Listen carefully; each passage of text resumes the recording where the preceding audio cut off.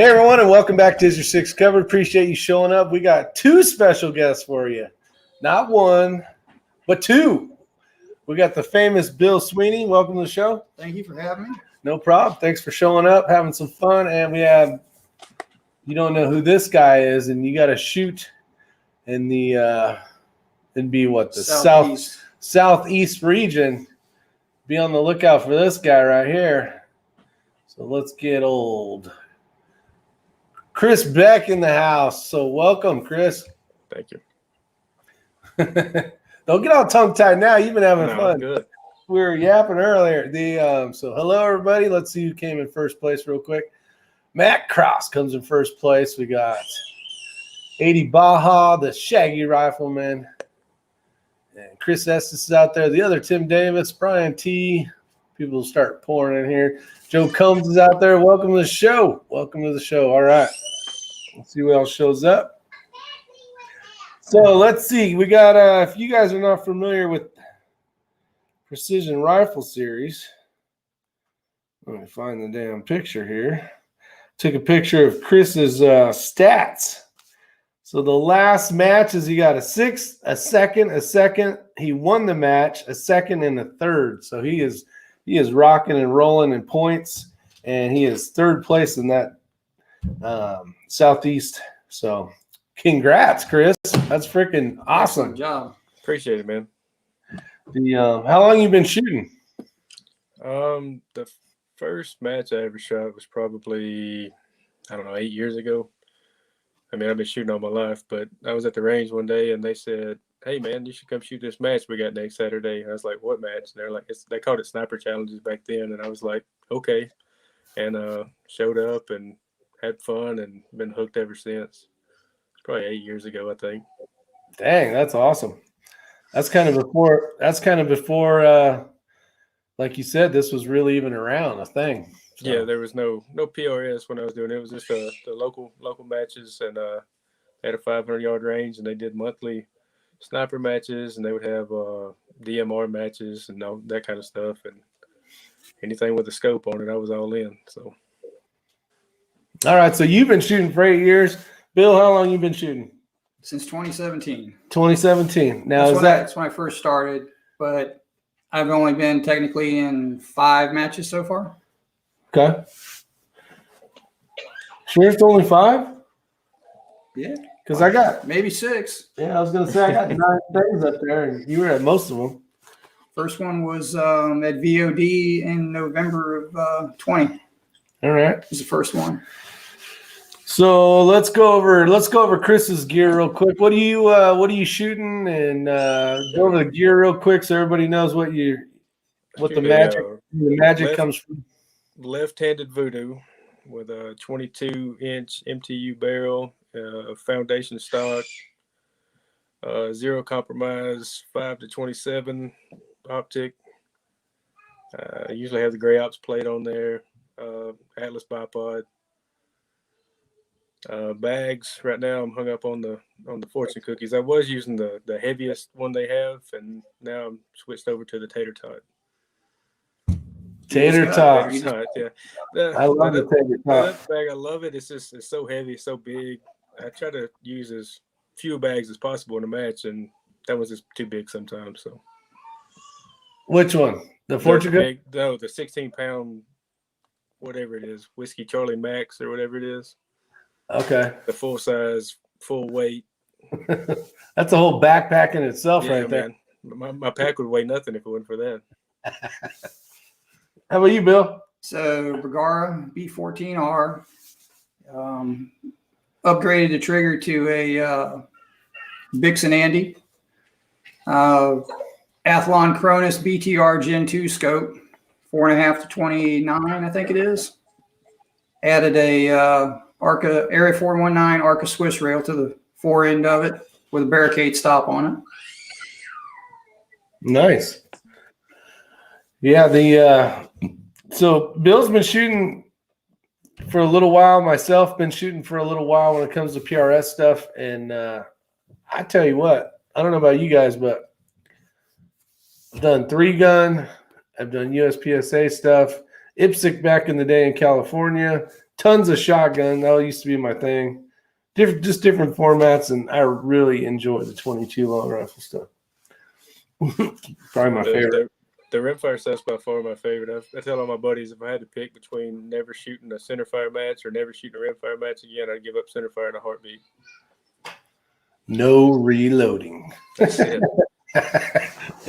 Actually, I do not. That is something I would like to start into. That's hopefully in the near future. How about we get some components that we can do that with? Yeah. Do you do any reloading, Chris? Yeah, I have everything to reload. I used to, reload everything, and then once I had kids and working and in school full time, time got tight, so I started shooting factory ammo to still be able to shoot. And then now with Rimfire, it's like no brainer. I'm just going to shoot Rimfire and be happy. Yeah, exactly. I'm with you on that. Got quite a few others that jumped in here. We got Brian T, Joe Combs, LZ USA, Ramsey Country. The famous X-Ring is out there. 45 Auto, Manuel Lopez, John Rollins, Skull, Jackie, George Wilson. Oh, just jumped up. Where was I? And Thomas Rowland.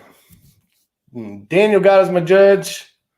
Who did I miss? Anybody? Going Ballistics out there. Sorry, it jumped way up. And Waddy. Hopefully I'm saying that right. What is going on, everybody? All right, let's see. So we were talking about matches before we went live, and we were talking about different facilities. What was your favorite place, Bill, that you've been to that you thought was, one, just a nice place, would have set up, had all the facilities you needed, all that kind of stuff? So far, I'd have to, it's a toss-up between that was one in Liberty Precision. Yep, Liberty Precision was the Saturday match. And Frontline Defense up in Warrington, North Carolina. Those are both very nice. How about you, Chris? The what's a favorite place as far as the facility? Maybe not so much the match because, depending on the director and how they set it up kind of deal, but like where you thought, man, this is a really nice place. Hands down, K&M's got to have the nicest facility in this area. I hadn't been to every one of them, but K&M is extremely, extremely nice. If you get a chance to get out that way, I suggest it. I do want to shoot out there. I know it's a haul for us, unfortunately. They'll put you in the bunkhouse, or y'all can get a cabin.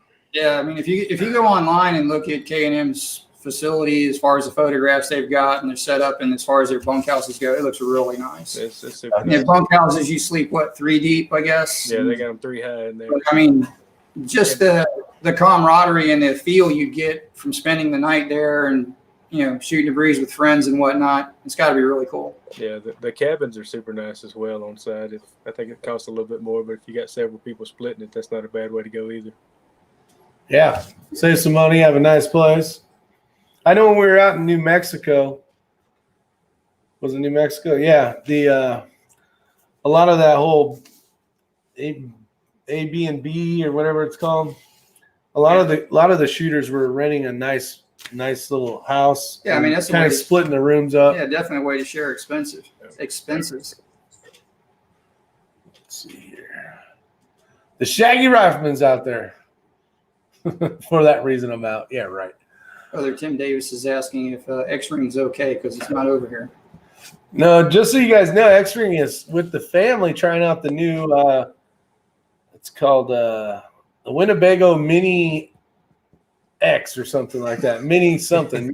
Mini Winnie or something like that. So he's got a new camper, which is awesome. And they're actually at Kettlefoot, I would assume. Probably by now. Close, if not there. Should be soon. So they're gonna have some fun camping tonight. So Chris, how do you like the facilities in the Alabama, Mississippi area? For the Rimfire matches, the ones in Alabama so far, the facilities have been super nice. They don't have a range like a super large range, but it's perfect for Rimfire. They have about 300 yards. It's all covered in concrete, and you come home all clean when you leave. Yeah, that's new. You fairly well separated between each other. Plenty of room for all the stages and everything. Dead Zero in Tennessee. I think it's up above Chattanooga. I think it's Spencer, maybe. I may be getting that wrong, but they have a super nice facility as well. But we had the 22 match down in a field off on the side. It was a little wet while we were there. They had to modify the stages. They did modify the stages to keep us out of the mud at least. So no prone stages. They were all off of something, so you didn't have to lay in the mud. Well, that's good. That's a bonus. That's the one above Chattanooga? Yes, sir.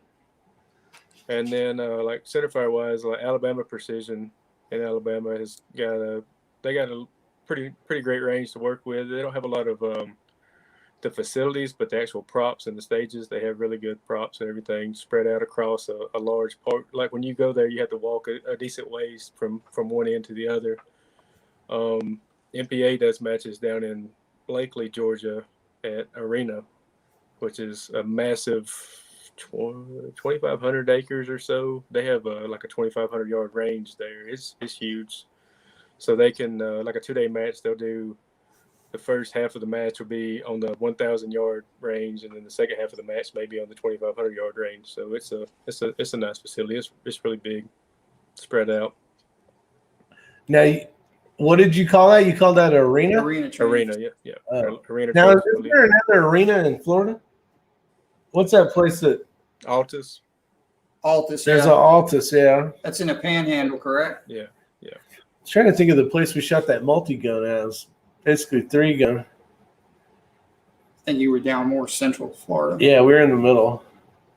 I thought it was called, I don't know. We got Ace in the hole out there. Thomas Rowland's got to drive to New York later tomorrow. That's got to suck. Drive safe, buddy. Chris Beck Manuel wants to know if you're shooting the Cavern Cove tomorrow. I am. I'll be there. Yeah.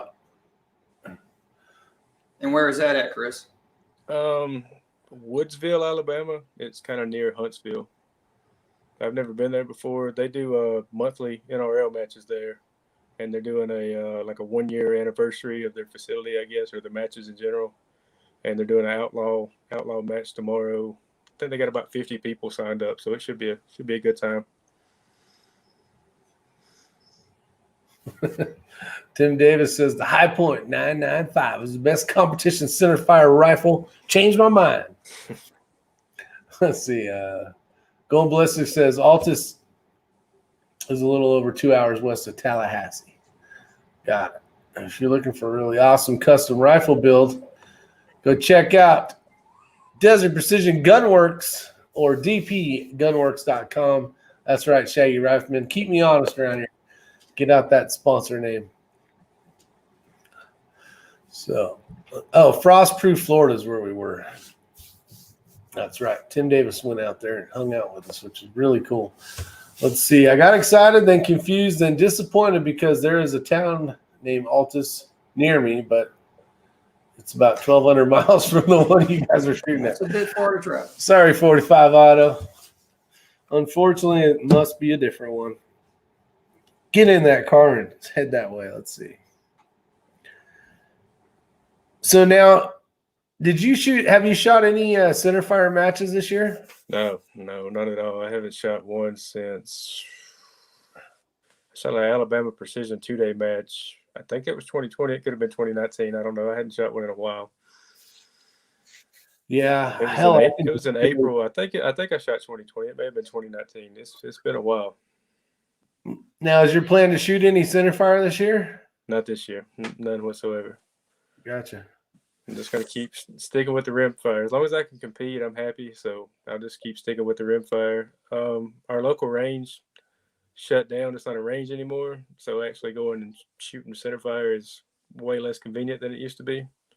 But rimfire, I can do at home. So yeah, that makes it nice.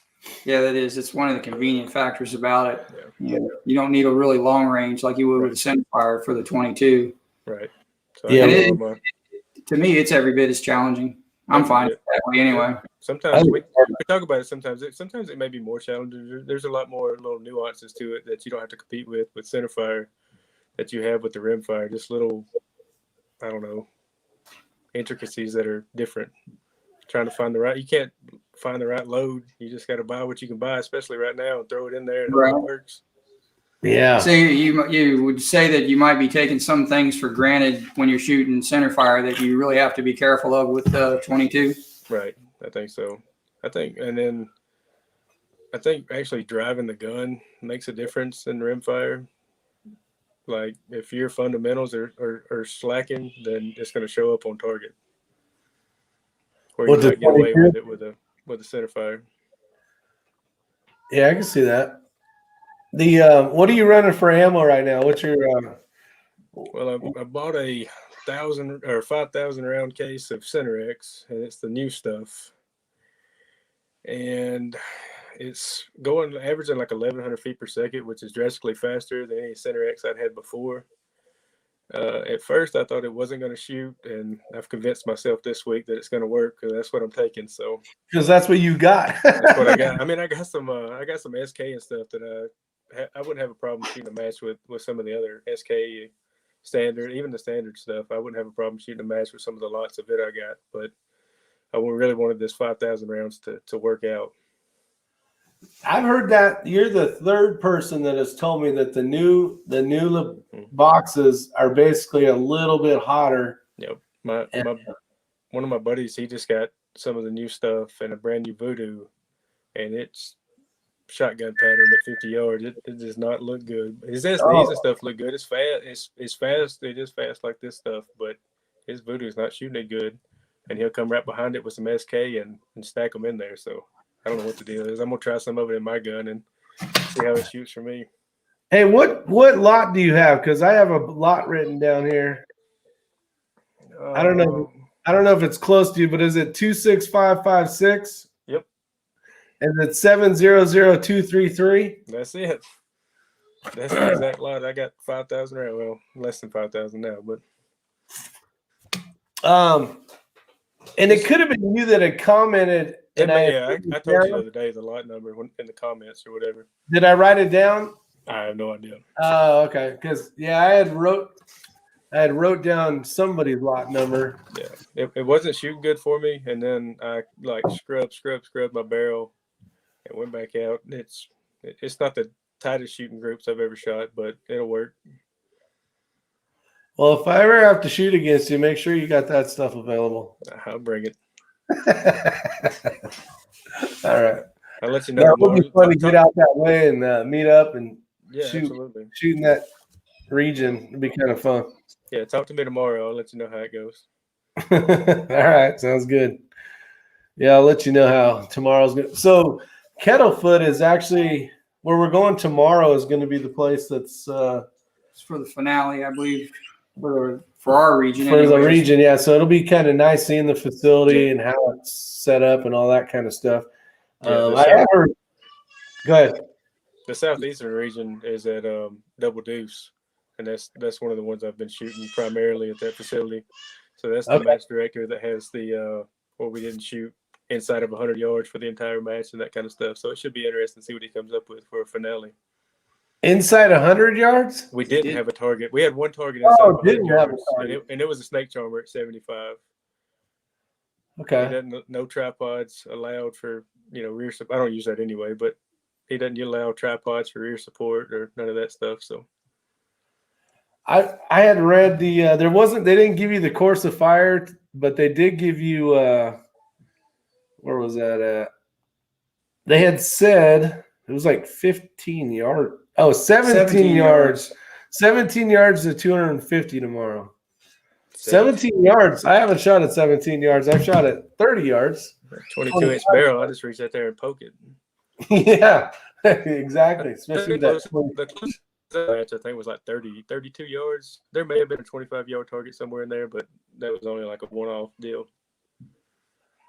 What time are you headed out tomorrow? We're leaving at 5:30? 5:30, I think. I think I got to leave the house at like 6. That's one good thing about living in the Central Time is I don't have to get up as early. Thank you, Orion Fixer. Yeah, that was nice of Orion Fixer. What's up, Orion Fixer? We got John Kreiderman out there as well. +5. Who else are we missing? 45 auto. Let's see. I think I got everybody so far. If not, if you're just watching, comment so we can say hi. So now are you like, would you say the tater tots your bag, like, of choice? I told my buddy earlier it was kind of like a baby with his blankie. Like, I'm really comfortable and happy with my other bag, and somebody just switched them out on me, and I'm okay with it, but I kind of miss my other one. Coming from that heavy one to. Are you using your tater tot for both a rear and a front support if need be? Yeah, primarily. I like I said, I try to one bag it as much as possible, and just. I also when I bought the tater tot, I bought that little micro fortune cookie. I don't know if you've seen that or not. It is tiny, and it actually works well for a rear bag. Nice. The micro, I think I have the mic. I think I have You the got the micro. micro fortune cookie? I think it's tiny. it's a small. As far as I know, it's the smallest one they had made. I got it So right here. I don't know. He's gonna grab it. Mine's grab his. upstairs. So, tater tot, micro. So, Turn it this way. He's got both of them. Oh, maybe That's tape. Oh, that was, Wow, it is small. it's tiny. So that's the full size fortune cookie on the bottom, right? This is No, the tater tot. Tater tot. Okay. So, I don't think I have that one. I have the one that's in between those ones. yeah, this is a tiny little dude, but it's surprisingly stable off barricades and stuff. And if you run it like this as a rear bag, it works. I'm a big fan of the material and the feel, I think, versus the bags themselves. You know, like as far as people talk about game changers versus fortune cookies or whatever, I don't think there's one that's better than the other. I think it's the material and the feel is where they shine. Yeah, and like almost how much fills in it kind of really. Right. Yeah. We got NXJ23 out there shooting his first match tomorrow, so that is congratulations. Oh, he says, I think. Yeah, get out there, man. Go shoot. No thinking about it. Just go do it. Just go do it. You're not going to regret it. That's right. I promise you. Born to be a shooter, Josh is out there. Bill looks a bit like Ryan Reynolds. Okay. I'm just saying that's what Doug B said. See, it wasn't me. Trying to think of who that is. Let's see. Looking forward to shooting first match. We got where'd it go? I saw it on here earlier. Todd Bailey. Yeah, we're gonna shoot. We get a chance to shoot with Todd Bailey's shooting team tomorrow, so it'll be fun. We got I think everyone from 8 to 15 years old. Junior shooting team, and it's gonna be awesome. So we'll get a chance to hang out with them and shoot. It'll be fun to meet Todd. So big kudos again. I've said it before in the past, but Todd spends his time, energy, and money helping out the new shooters, young shooters. So congratulations, and appreciate what you do for our new Second Amendment gun-loving people out there. Hopefully. Doug B. Oh, as an actor. I can't, Ryan Reynolds, yes, he is an actor. I know, I can't think of what movies he in. He's been in a ton. Yeah. Pick one. Green Hornet, I think he played in. Green Lantern. I think that was Ryan Reynolds. Van I watched those movies. What's another movie, Chris? Van Wilder. Van Wilder. Oh, yeah. Deadpool. How about Deadpool? Deadpool. Yeah, that's one everybody should know. Deadpool. There you go. Pucks and guns. See, I knew I could get Pucks and Guns to say something out there. I knew he was lurking and just didn't want to say anything. Deadpool, Hitman's Bodyguard. So this guy's been in a lot of movies. So how's your movie acting career going there, Mr. Chris Beck? It's non-existent. Right now it's flat. That's right now it's flat like mine. Not getting a lot of curtain calls. No, sir. I hear you.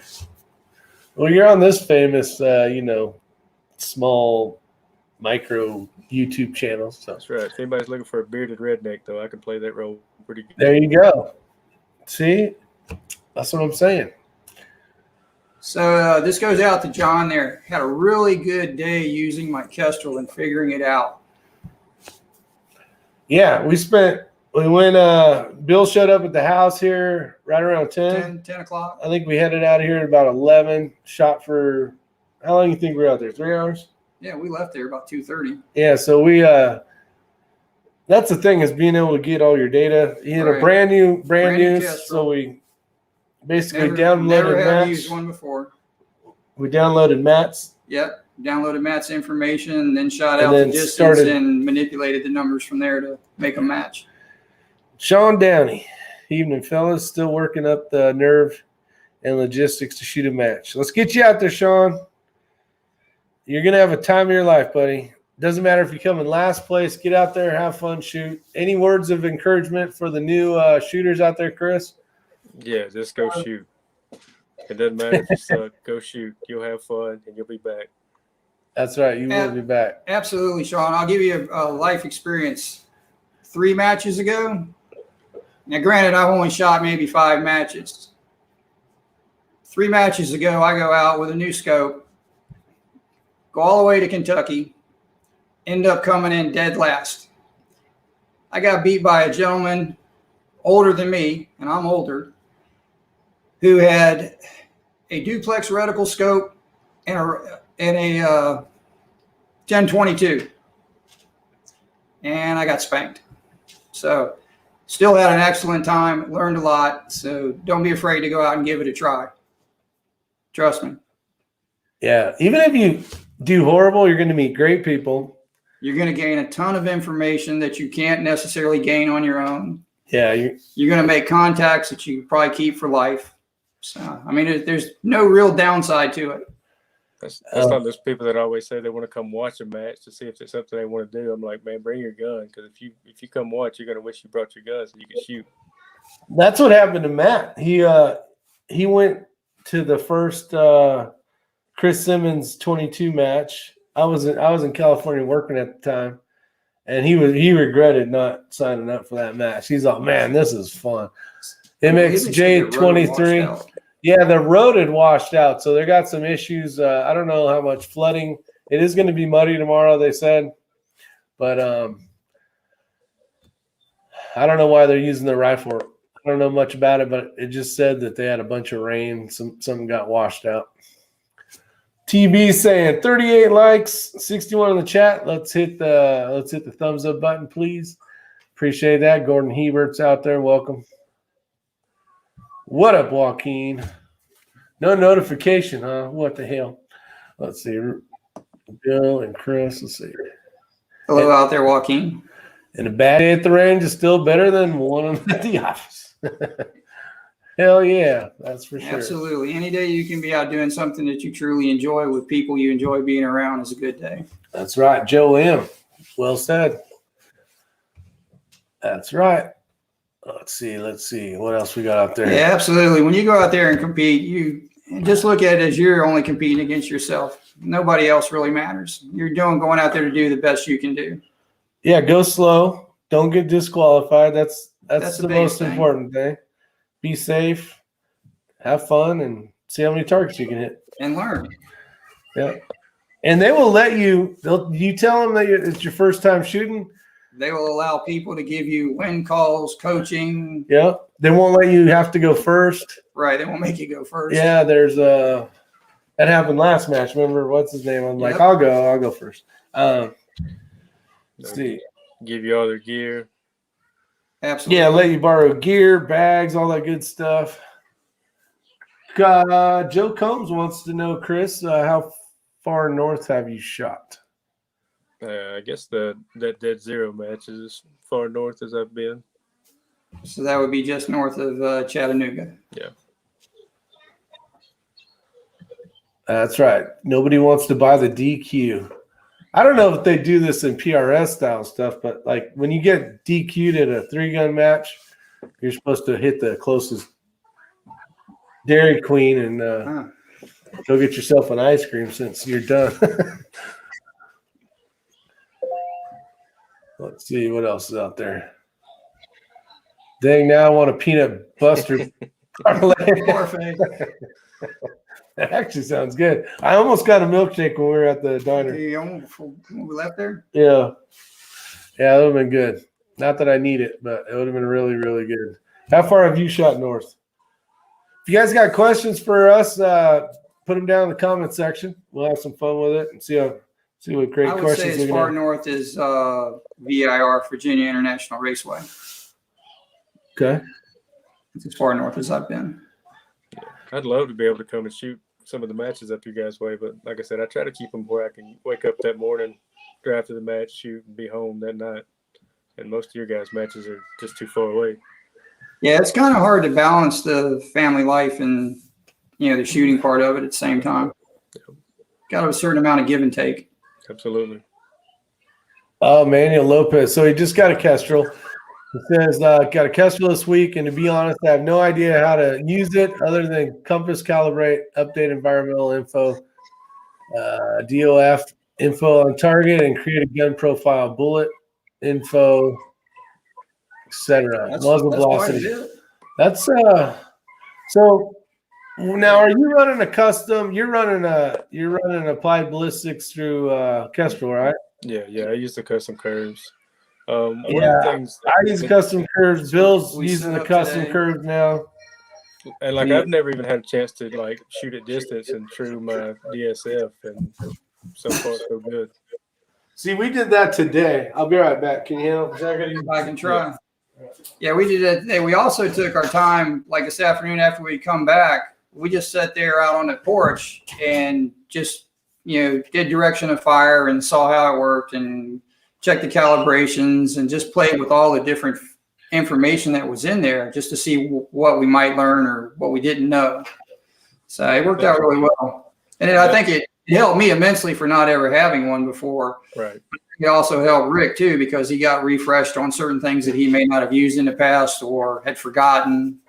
The conversation with Rick and Ray the other night about always recalibrating your compass and putting in your direction of fire is, that's something I'd overlooked or forgot about, and something I hadn't been doing in the past, and I'll definitely start doing going forward.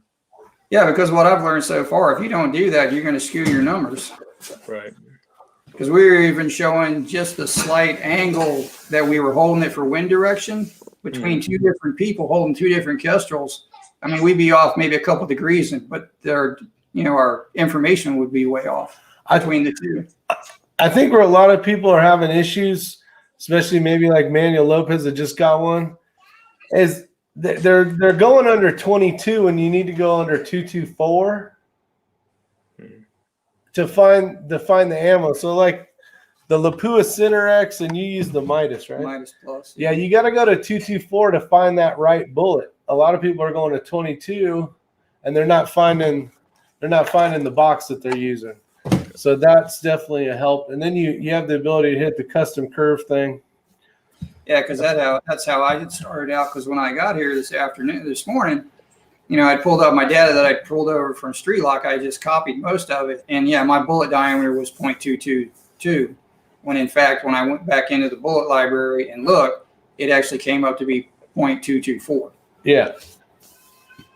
Which made it different. One of the things you guys didn't touch on the other night when you were talking about Kestrels is tracking your muzzle velocity temperature, or the muzzle velocity based on the temperature.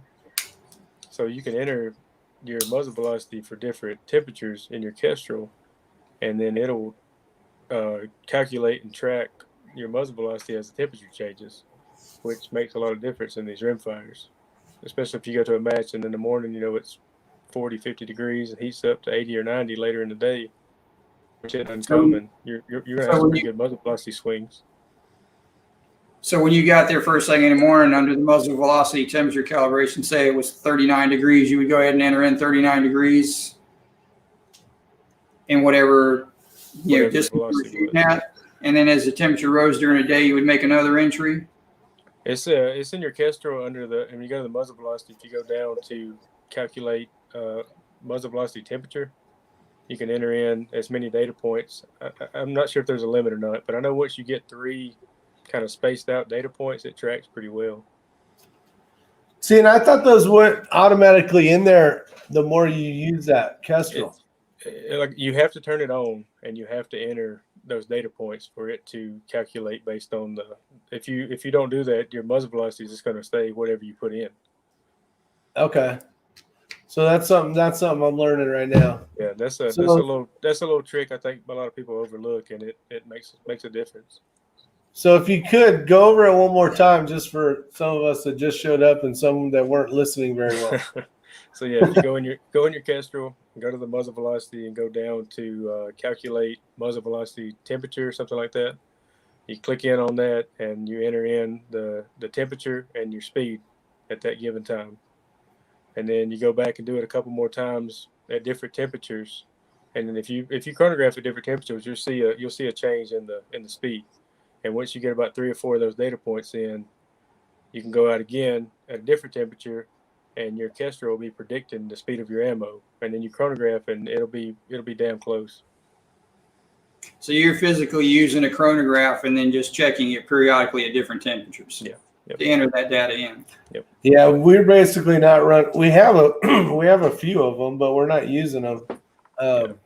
We've been doing everything off of just confirming. Right. If it's a 10.5 or whatever the case is, and we're running a watermark, and if it's shooting high or low, or you know what I mean, just to give us an idea, and then dial up or down again.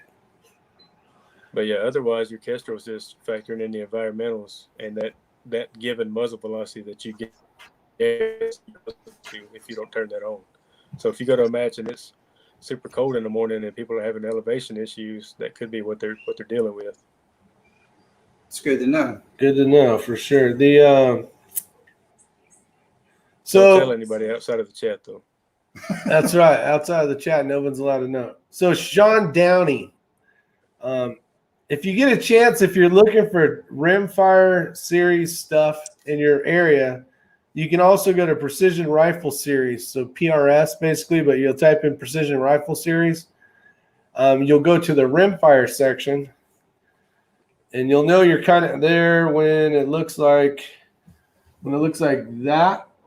You'll have that bullet, PRS Precision Rifle. You'll know you're in the right area, and then depending on your location, I don't know where you're at, but you'll look like, see where that says Atlantic Coast right there. You'll just put in the area that you're in, and you'll be able to find the matches in your area. Practice score works well, but this will tell you the ones that are in this series. And there's also national NRL. So there's ways to find matches. A lot of them will be in practice score, but just in case you want to know ahead of time, like in a few months, that also works. So, Sean, are you near the coast of South Carolina or inland? You get a chance to answer. Oh, he's in South Carolina. It looks that way.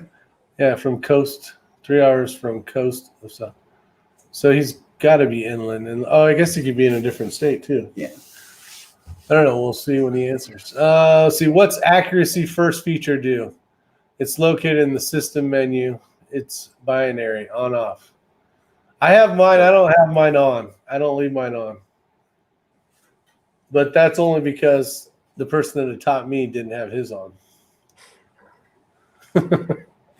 Let's see. Oh, there you go. Link to practice score. Shaggy Rifleman put out there. How about you? Are you running yours on or no? I have no idea what that is. Okay, so there you go. So just leave it off like the rest of us. Oh, right. There is the website. Shaggy Rifleman, got to give you a huge kudos to Shaggy Rifleman. He's always giving the links out there.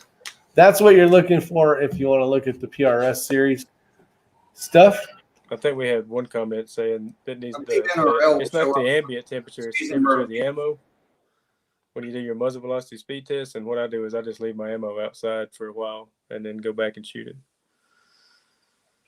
Oh, to get it more to like actual field. Yeah, get the ammo down, because if you just grab it from the house and run outside, it's going to be whatever the speed is based on the temperature of your house, not outside. Yeah, well, unlike you, most people got to drive a little ways. Well, sorry, put it in the back of the truck on the way, I guess. That's right, bouncing around, slapping around a little bit. Yeah.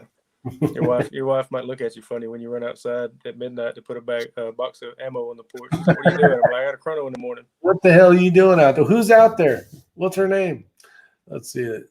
Looks like default is off. Yeah. Manuel Lopez. The accuracy first features are a rabbit hole. Don't worry about it. Doesn't apply to competition. PRS competition, at least. There you go. You heard it from Jagaki. So Myrtle Beach. That's On the coast. That's South Carolina, South though, Carolina right? on the coast. Okay. Yeah, so he's about 3 hours from us right now, right? But he wouldn't have been real far from. God, what's the name of the Liberty? Yeah, what was the name of the base though? Oh.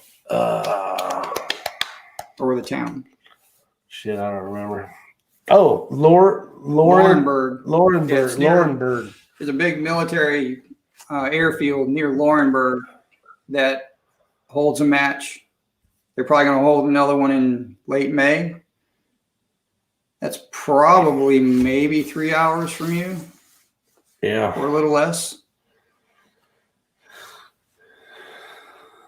Shaggy Rifleman, if you do a Kestrel YouTube series, that would be fantastic. Yeah. Ace, the 5700 Elite with applied ballistics with Link is the best Kestrel. I'm running that exact one. How about yourself, Chris? Yeah, I ran the 4500 for forever, and then once the Rimfire stuff kicked off, I was like, man, I want those custom curves, so I had to upgrade to the 5700 just to get those 22 curves. Oh, you did? Okay. Yeah, I did. I upgraded just for the Rimfire stuff. It's amazing. Bill and I were talking about that today. It's like it's crazy all the crap that thing can do. Yeah, between all the filters, gauges and stuff, and then be able to do all the math. Mm-hmm. I had my 4500 forever and never had an issue with centerfire, but then once the Rimfire stuff kicked up, it was time to upgrade. Oh, you told me, I think it was in an email, you had sold it to a guy, some sniper guy or something? No, it wasn't me. Wasn't you? Oh, okay. He does get.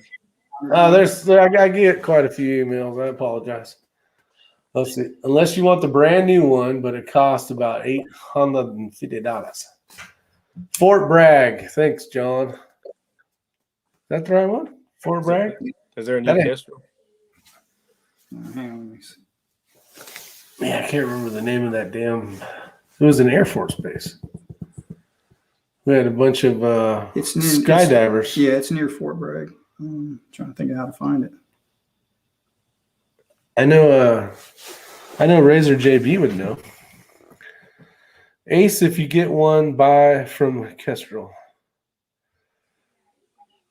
Seymour Johnson. What's up, Jeff Cobb? Is there a new Kestrel that costs $850? The new one that's supposed to be faster that ties in with like your SIG, BDX or stuff that's communicating. I guess it's supposed to be faster. Silver Fox, I am shooting tomorrow. Actually, both of us are shooting tomorrow, but it's only 2 hours away, so we'll just wake up early. We will wake up early. Wonder how many matches are going in the United States tomorrow. Hopefully, because I would bet you there was 10 times more today than there was tomorrow. Seems like most matches are on Saturday. There's a lot of Rimfire Sunday matches, though. I want to try. I don't know what they're called. I think there's a name for them, but you basically show up on Saturday, you shoot center fire, and then on Sunday you shoot rimfire. Basically the same. Yeah, a lot of. It's called what? There's a lot of the like Alabama Precision. They've been doing that. They have a Saturday centerfire, Sunday rimfire. I know. Is it Gunline in Mississippi? They're doing the same thing, I think, where they do centerfire Saturday and rimfire Sunday. K&M did the same thing. Or if you want to make a weekend of it, you can. Now, the Mississippi and Alabama places, do they have on-site camping at all? Hold on. Oh. There you go, Shaggy. Thomas. I've never been to that place in Mississippi, so I'm not sure. And the Alabama Precision, they do not. They have you can camp or RV there. So the place for Liberty Precision is the Griffin Group. It's in Maxton, North Carolina. Maxton, that's right. It doesn't say what base is. It doesn't say what base is. Yeah. It's now a private contractor base though. But when we were out there, we were watching. I'm pretty sure it was the Golden Knights were parachuting out there that day. They were having a good day because there was a ton of them where they kept going back. They kept going back up and up Yeah, again. they were doing the whole numerous times. smoke things and Yep. doing a bunch of cool stuff.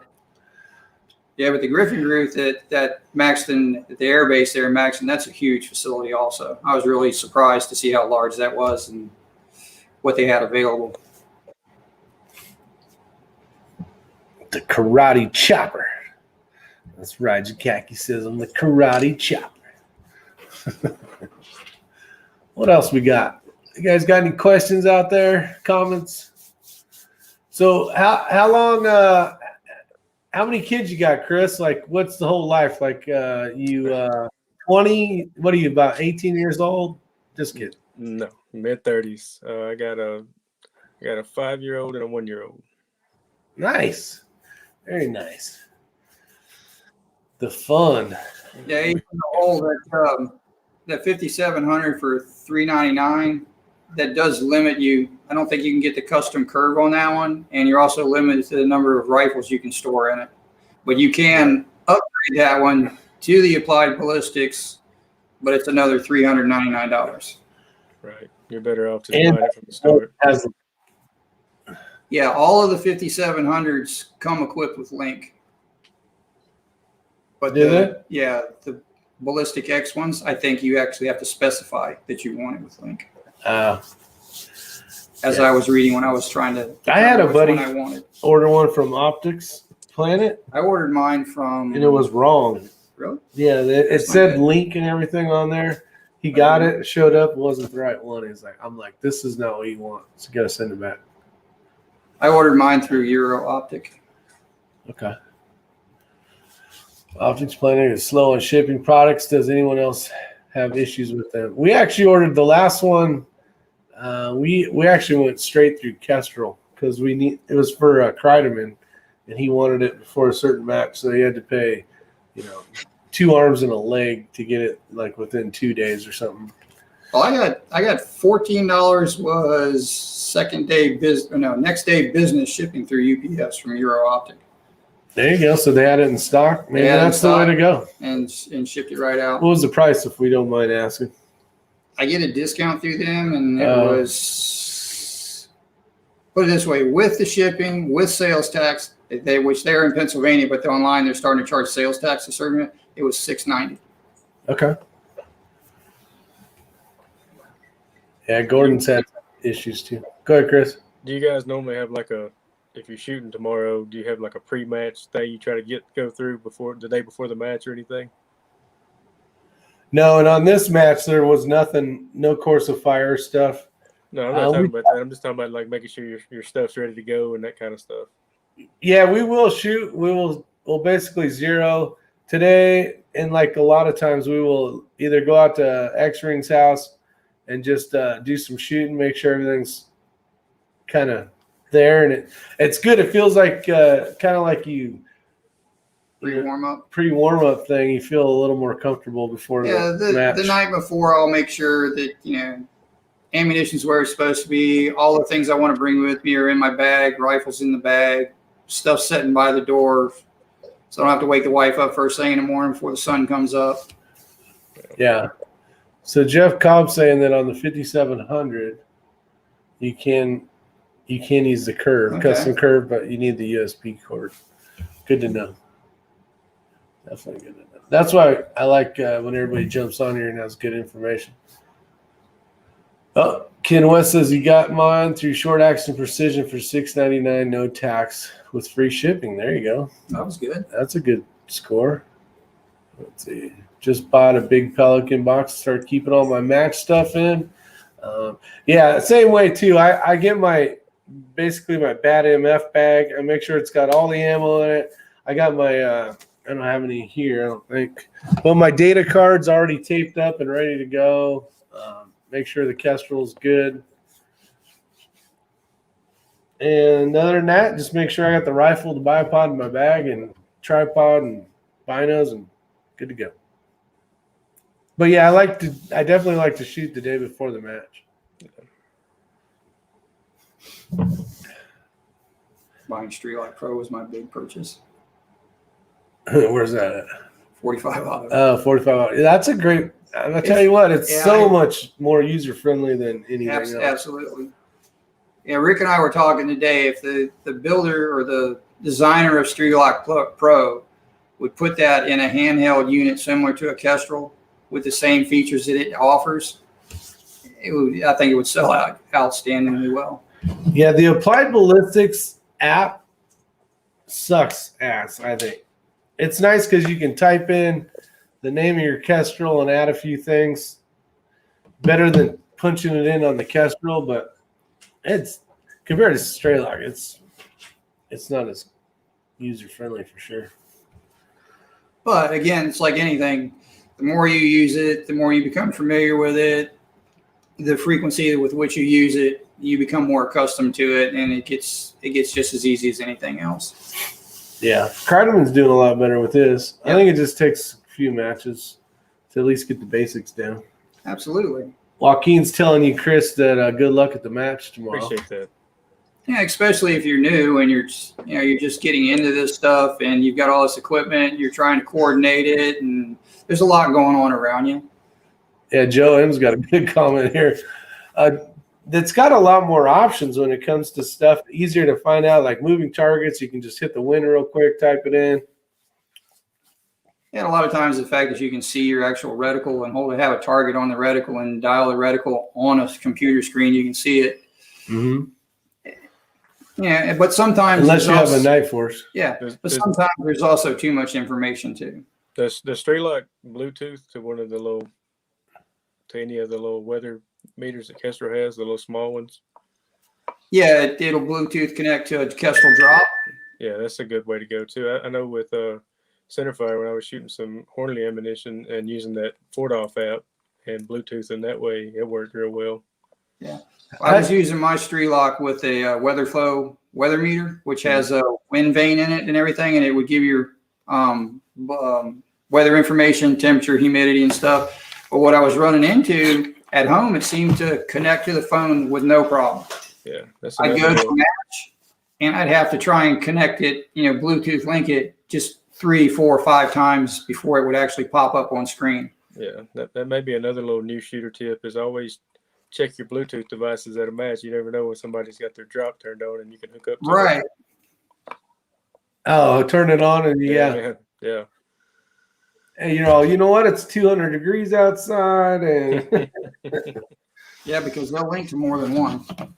Yep. Yeah. Yeah, 45 auto. That's what we did with. Sorry, I clicked on the wrong one. That's what we did a lot for Bill at the time, just to confirm what he's getting on his machine, and then also with Kreideman, if there's a Kestrel available, it can grab all that information, and as long as the person hands you the numbers or gives them to you, you can punch it in on Straylock.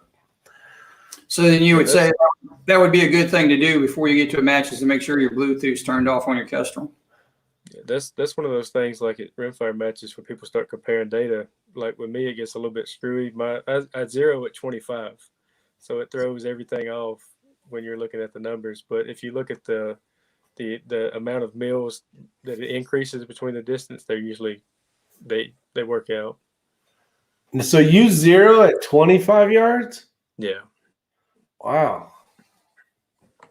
So what do you got to dial? Do you know offhand at like 500 on a 22? I don't know. I think 30 is about. It's 30. I got it. I probably got it right here. All right. Because I'm right at 500 should be right somewhere around 30. Yeah. 30.3. Huh. 30.3 according to Streetlock here. Yeah, in my head, 25 yards for rimfire is the 100-yard centerfire equivalent. I know you can see your bullet move at 50 in the wind, but at 25 you don't. And that's kind of like at 100 yards you don't worry about wind when you're zeroing with the centerfire. So that's why I zero at 25. Okay. Good to hear that. Got to dial your local crane operator. Shaggy Rifleman Drew, pencils off. Now, this tardiness is out of hand at this point. That's right. Dang it, Drew. Tardy. Oh, Drew Bradley spent all day shooting in the rain, breaking in a barrel. The range master came out and asked me what I was doing. How can I see or hear what I'm hitting? Shaking his head until I told him, LOL. Biker Bob's out there. What's going on? I know I have asked this. Can't remember. What vortex are you using exactly? Jeff, I am using exactly the Vortex Razor Gen 2, 4.5 to 27. And I have a few. So I use the EBR2C reticle.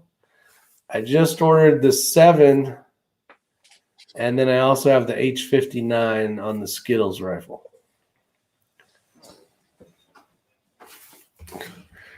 So depending on what you're doing,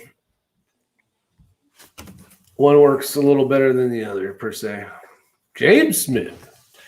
Now, what reticle are you running, Chris? In the Zero Compromise, I'm running that the Impact 2 reticle. Can you kind of go over that a little bit? I'm not. Yeah, it has the .2s on the main, and it's got some wind dots and everything. It's not too busy, but it's got the open center dot. So it has an open center with a small dot in the middle of it? Yeah. That's very similar to the Athlon that I'm running. Yeah. It's Yes. similar to like the Night Force Mill XT. I like that reticle. Yeah, that's what I had before I went with the Zero Compromise. I liked it too, but Now, I haven't had a chance to mess with one of those hardly but 2 seconds. Just basically checking out someone's rifle real quick at the range. Are you loving that scope? I know they're expensive. yeah. So yeah. What's the biggest reason why you went with that scope? Let's see. Honestly, when I was building the Voodoo up, I had a 7-35 Night Force on my centerfire, and I was going to get the same optic for my Voodoo. And at the time, if you bought the Zero Compromise, you got a free spur mount, which actually put the price of the Zero Compromise cheaper than the Night Force if you looked at it that way. So I decided to try. I've run Night Force scopes for years, so I decided to try something different. And once I got it, I sold the Night Force and bought a second Zico. So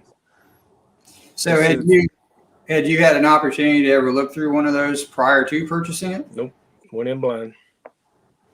Well, I had the 4-20 for a little while as well, and that's a phenomenal little short scope if you're looking for something in that category. Like I wouldn't have a problem with the 4-20 in a PRS match at all. Jeff, if you're asking me the parallax, no, I'm not having any issues with parallax. You might have 17 yards tomorrow. I might at 17 yards tomorrow. Better back off that magnification. Hold left edge and center, right? Yep. At 17 I yards. don't imagine a 17-yard target has much of an edge. We're probably gonna be shooting matches at freaking 17. I don't know what the heck Yeah, we're it's gonna gonna be be. a matchstick at 17 yards. Yeah. Actually, I better not say that because the guy running the match might be listening to us, which would be bad. What's up, Barry Danick? How you doing? Now, what about your zero tolerance? Or zero compromise? How far down can you go in yardage with the parallax? 20, 25. 25, okay. Yeah. I don't believe there's you very can do- many scopes out there that'll go below 25. Not when you're talking about the some Night pretty Force- expensive stuff. The Night Force 7-35, it went down to 10. 10, yeah, I think he's right. Yeah, Matt's got one of those. Yeah. But Well, yeah, sure. 25, and I don't shoot high magnification anyway, so it's easy to get it out when you power down anyway. I think the only time I power up is when I'm zeroing something. That's about the only time. I like the field of view. It's like when I first put the Zico up to my eye, I don't know. It just popped. It worked well with my eye. Like it's almost like you got a little bit bigger TV to look through, if that makes sense. That's what it felt like. Like you just upgraded your flat screen to the next size up. Went from standard definition to HD. That's right. Well, I mean, I can't really say the clarity. I mean, the clarity is there, don't get me wrong, but I was looking through the night force in comparison. But it just seemed like the eye box is just that much bigger. Yeah, I haven't messed with that. James Smith's talking about a reticle. I haven't messed with that one either. There's so many options out there. I do like 2/10 though. Yeah, I will say. yeah, it works well. The holds in that reticle for PRS or the rimfire stuff. So, Chris, does yours have strictly 2/10 across the horizontal stadia lines? No, it's got some other indicators. You know, Well, I mean, yeah, it has 2/10, and then it gets to the 1 mil mark as a long mark. yeah. But like the new one that Rick just ordered, his has 2/10 On the all top. on the top side of the horizontal line, and then there's a 1/2 mil mark that drops down between the 2/10 marks on the bottom side of the line. Yeah, I'd have to. I can't even remember off the top of my head. I'd have to look through it. Does anyone have side-by-side personal experience with the new model of the 5700 Elite Kestrel? George Do not. Wilson, I have not. I haven't met anybody that's got the new one. Have you, Chris? No. Yeah, I heard it's just basically a faster processor. Do you want to call it a processor? I don't know. Yeah, I don't use it in that way to benefit from it. Like I said, I didn't even know there was a new one. I'm typically, if whatever I have is working, I'm not looking for anything else. Strike Eagles Yeah, at 15. Right? Makes sense. 36 millimeter tubes. I don't have a scope with 36s. They're running all 34s. Yeah, the Zico is 36. That's good. More light. Does anyone, let's see. More room for the I have it. It's fast and more profiles. Oh, Chris got one. Nice, Chris. Are you attaching it, connecting it to like binos or anything, laser rangefinder kind of stuff, and you notice it's seems to be quicker? Is that the difference with the new one? Made for the military, the big feature is that you can control the distance the Bluetooth transmits. I did read that. That's pretty cool. What does that mean exactly? So if you range it, Like if you had the Control weather the- meter on a thing and you were off on the side, the distance it can Oh, connect gotcha. to. Okay. See, this is awesome. Great information. that'd be good in a team match. Yeah. New Vortex 5000 ABs. Dang, look at you go, Chris. That's one thing. Like, I don't know if you guys have ever shot a team match before, but we used to shoot a lot of that kind of stuff too, and that was always a ton of fun. I'm hoping the Rimfire keeps building, and we see some Rimfire team matches or whatever. That'd be interesting. Yeah, I've shot a couple team matches. Did one in New Mexico and Snipers Unknown in South Carolina. Those are fun. They're super enjoyable. Super fun, man. Super fun. It's yeah, I'd like to do a few more of them. I have heard they're supposedly starting the Rimfire team match thing. Yeah, man. Especially with all the new shooters that may or may not have ever got to experience that. Everybody needs to at least once. It's a good time. So most of the team matches, are they an unknown distance type match too? Some of them, some of the stages, like the ones I've shot, the stages would vary between known and unknown distance. Part of that I like, part of that I don't like. The part I don't like is if you have super like misty, foggy conditions and you're out there with a cheaper rangefinder, you're screwed. Or guys with high dollar stuff, maybe something they brought from their base that nobody else can get a hold of. Yeah. You know. We actually had that problem at that match in Tennessee. Yeah. The fog rolled in, and you could not. It was like 35 yards, 35 yards, 35 yards. Yeah, You know, we shot one time, and the guy had it mounted on his rifle, and he looked through his scope, hit the button, and rocked and rolled. And I'm over there like you, getting 35 yards in the fog. So it sucks. I think it's a little further than that, but Are you talking about the Raptors that go on the rifle? yeah, something like that. It was slick, whatever it was. He had it co-witness with his reticle, and he could just point his scope at it and blaze it, and engage it. It was quick. Yeah, that makes it nice. Let's see. Yeah, if you have the 5700, you can upgrade to the Elite. Expensive, but an option, Jeff says. Yep. And that's another thing I like about the Rimfire matches is how, I mean, yeah, you can get a Voodoo, but you can get beat with a Bagara or a CZ. It doesn't make any difference. They all shoot. All day long you can. Yeah, they all shoot. So it puts people on more level playing field, and everybody's kind of equal ballistically because we're all shooting the same 40 grain bullet at the same speed. So there's no lasers or no recoil cheaters or whatever. I don't know. It just puts everybody on more equal playing field, I feel like, despite how much money you got in your rifle. That takes a lot out of it because they got those guys that are reloading masters out there that are right. That are definitely help. That portion of their game is definitely helped. They got an SD of 0.2 with they're shooting 18 bullets or whatever with a crazy BC, and here you are with your Charge Master. That's it. Trying to just survive. Right. Find a new Kestrel Sportsman for $250. You can upgrade to playing 5700 for free. Then you can update to Elite if you wish. This is the cheapest way to get into Kestrel that I found. Yeah, there was times in the past where like people were doing deals where if you bought a scope, you got a free Sportsman. And you buy the scope, sell the scope, and then upgrade your Kestrel, that kind of stuff. That was a cheap way to get into them. Ah, nice. Now, does that one have the link though? I'm not sure. Gotcha. Let's see. Yeah, the link does make it handy when you can put the app on your phone. You can enter in your information on your phone and then send it to the. Here's a great question right here. Chris Brian T wants to know why you went with the 22-inch barrel. Do you have an 8th barrel or what barrel you got? It's a Bartland. Okay. And it was the longest one that Voodoo would give you. That's why I went with the 22. I knew balance-wise in the foundation, I need more weight out front, and the barrels all cost the same when you buy them, so that's free weight out front. Plus it looks cool, in my opinion, versus a shorty. Yeah, some of those that are like got the real short with the chassis and the barrel's the same length as the chassis, you're kind of like, Yeah. I actually have another one on the way, and it's going to be longer than 22. Really?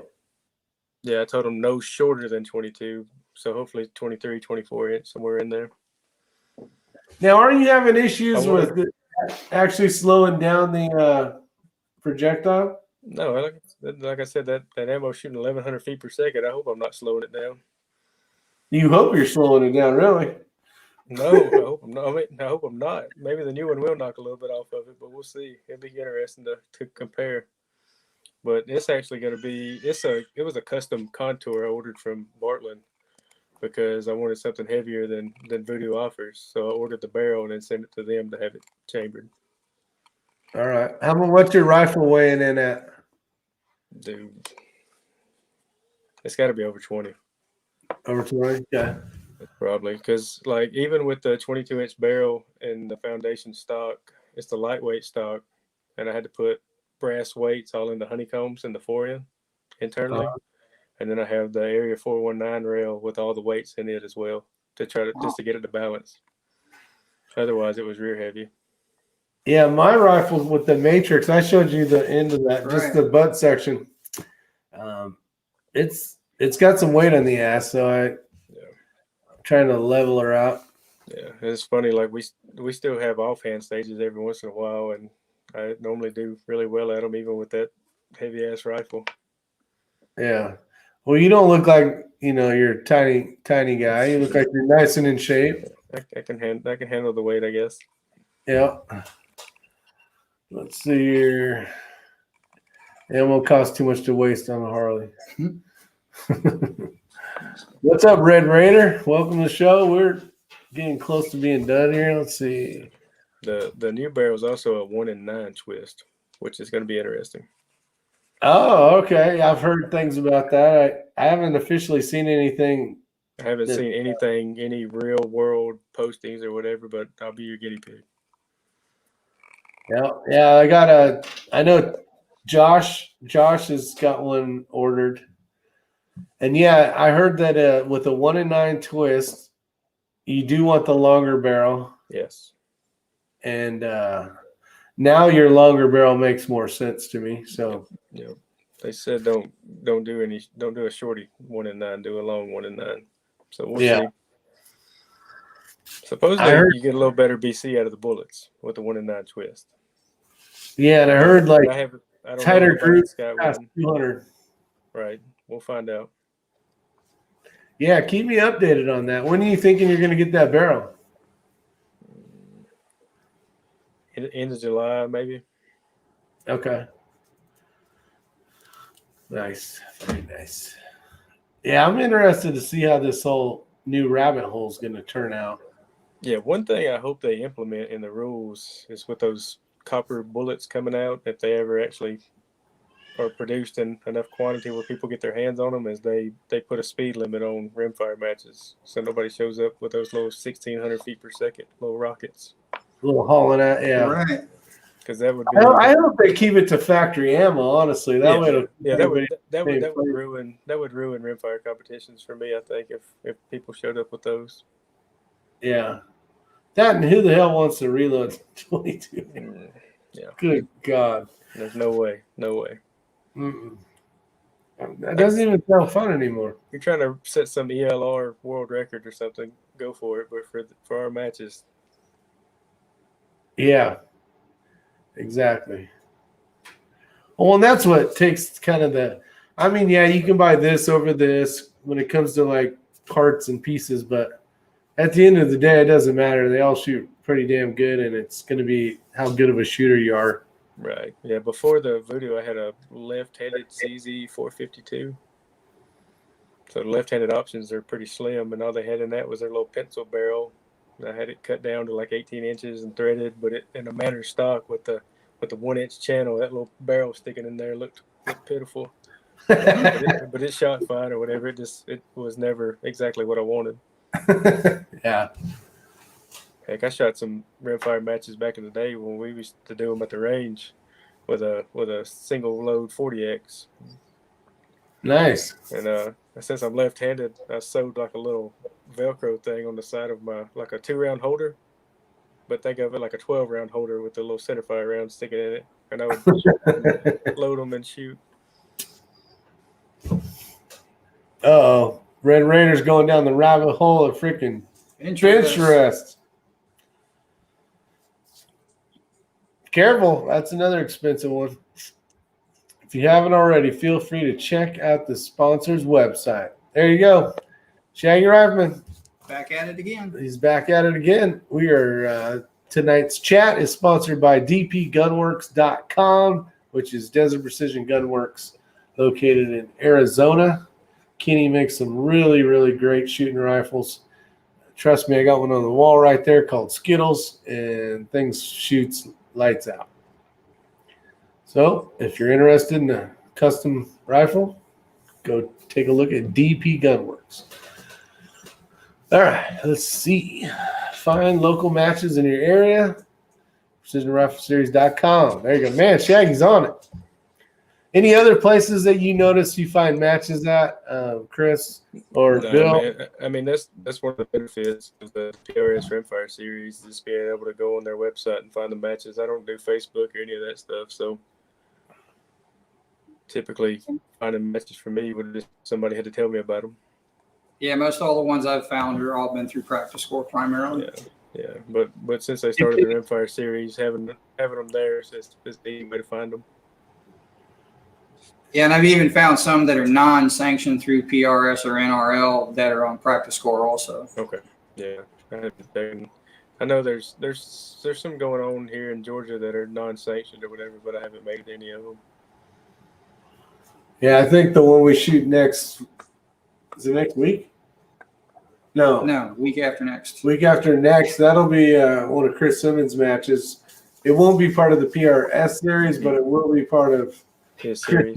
Yeah, his series. Yeah, those matches look like they'd be a lot of fun. Yeah, he says it's going to be a positional punisher. Sorry, I couldn't quite hear. It's going to suck. It's going to be tough. Yeah. There'll be a lot of, I think, offhand stuff and different. Yeah, man. I looked at it, but like I said, that's just too far for me right now. Yeah. Are you in Georgia? Yes, sir. Let's see. Yeah, Shaggy's just blowing us up, giving out all sorts of good information.